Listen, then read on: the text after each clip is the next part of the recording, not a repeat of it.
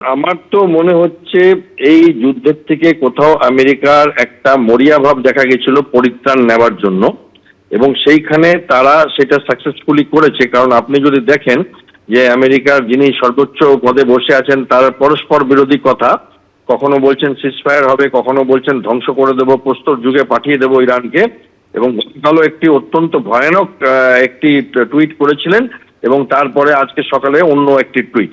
এবং এখানে আমার মনে হয় যে আমেরিকা যেভাবে চেয়েছিল যে তারা আসবে, দেখবে, জয় করবে, পতাকা ওড়াবে, ইরান তাদের ক্ষমা চাইবে এবং তারা বেরিয়ে যাবে, সেটা হয়নি। এবং সেখানে তারা একটা লম্বা যুদ্ধে ফেসে যাচ্ছিল। তাদের সৈন্য সামন্ত বহু বহু অস্ত্র, বহু বড় বড় এয়ারক্রাফট, যুদ্ধ জাহাজ তাদের গেছে, এবং কোথাও একটা মুখ রক্ষাও হচ্ছিল না।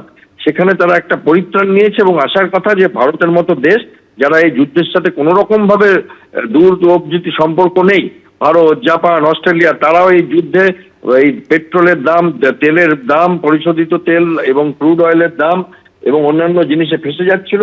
এই বিরতিটা যদি পার্মানেন্ট হয়, স্থায়ী হয়, কারণ এখন অবধি কিন্তু বলা হয়েছে এটা শর্ত সাপেক্ষ, অস্থায়ী এবং দ্বিপাক্ষিক বিরতি, এবং ইসরায়েল সেটাতে নিমরাজি হয়েছে। এবার এখন সকালে শোনা যাচ্ছে নাকি ইউএইতে এবং অন্যান্য জায়গায় নাকি কিছু মিসাইল অ্যাটাক ঘটছে, এবং সেটা আবার ঘুরিয়ে দিতে পারে। বাট আমরা আশাবাদী, আশা করছি এর থেকে পরিত্রাণ হবে। অলরেডি আমেরিকার শেয়ার মার্কেট একটু উঠেছে, অলরেডি তেলের দাম প্রায় 10 থেকে 12% কমে গেছে অলরেডি, এবং আরো হয়তো কমবে। এবং সেটা বাকি দুনিয়া যাদের এই যুদ্ধের সাথে কোনো সম্পর্ক নেই, যারা নিজেদের দেশের এনার্জি সিকিউরিটিটা চায়, তাদের জন্য এটা একটা অত্যন্ত সুখবর। এবং একটাই আমার এর মধ্যে খটকা লাগছে, সেটা হচ্ছে পাকিস্তান মধ্যস্থতা করছে, যেটা ভারতের হয়তো বিরুদ্ধাচরণও কোথাও একটা পাকিস্তান করবে সেখানে।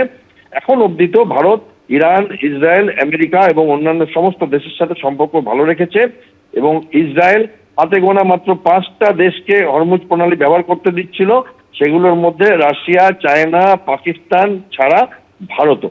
এইটা একটা আমাদের জন্য ভালো সম্পর্ক ছিল। এবার দেখা যাক, আমি আশা করছি যে নেক্সট 14 দিনে এরা সই যদি চুক্তি করে দেয়, তাতে ইরানও একটু তাদের গুছিয়ে তুলতে পারবে দেশটাকে আবার, এবং আমেরিকারও এই যে আমি সর্বগ্রাসী একটা রূপ দেখছিলাম, সেটাও কিছুদিনের জন্য স্বস্তি পাবে পৃথিবী। ধন্যবাদ। ইরানের তরফে যে 10 দফা দাবি রাখা হয়েছে তার মধ্যে কি কি রয়েছে আরো একবার আপনাদের জানাবো। দেখে নেওয়া যাক সেই 10 দফা দাবি। আমেরিকার তরফে ভবিষ্যতে আর কোনো আগ্রাসন চালানো হবে না, এই দাবি রাখা হয়েছে। পাশাপাশি এটাও বলা হয়েছে যে হরমুজ প্রণালীর নিয়ন্ত্রণ ইরানের হাতেই থাকবে, ইরানের পারমাণবিক শক্তি মেনে নিতে হবে, ইরানের উপর চাপানো সমস্ত নিষেধাজ্ঞা প্রত্যাহার করতে হবে।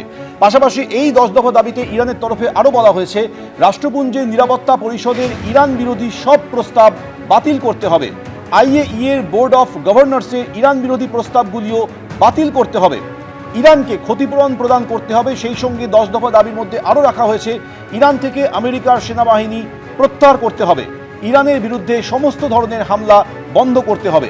এই 10 দফা দাবি নিয়ে আলোচনা হবে 2 সপ্তাহ পর বলে জানিয়েছেন মার্কিন প্রেসিডেন্ট ডোনাল্ড ট্রাম্প।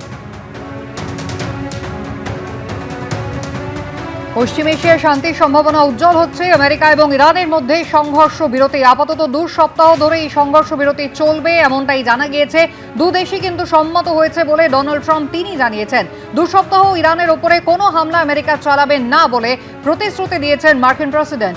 সংঘর্ষ বিরতিতে সম্মতি ইরানের শীর্ষ নেতা মোজতবা খামেনেইয়েরও।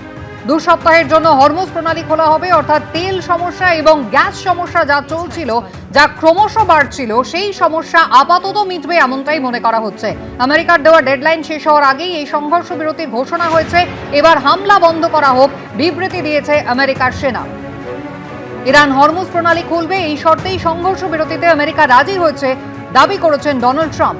ইরান যে 10 দফা দাবি প্রস্তাব রেখেছে তা নিয়ে আলোচনা করা হবে বলে ডোনাল্ড ট্রাম্পের পক্ষ থেকে জানানো হয়েছে। 2 সপ্তাহ বাদেই পাকিস্তানে এই আলোচনা হবে, এই বৈঠক হবে, এমনটাই ইরানের নিরাপত্তা পরিষদ সূত্রে জানা যাচ্ছে। এবিপি আনন্দ, এগিয়ে থাকে, এগিয়ে রাখে।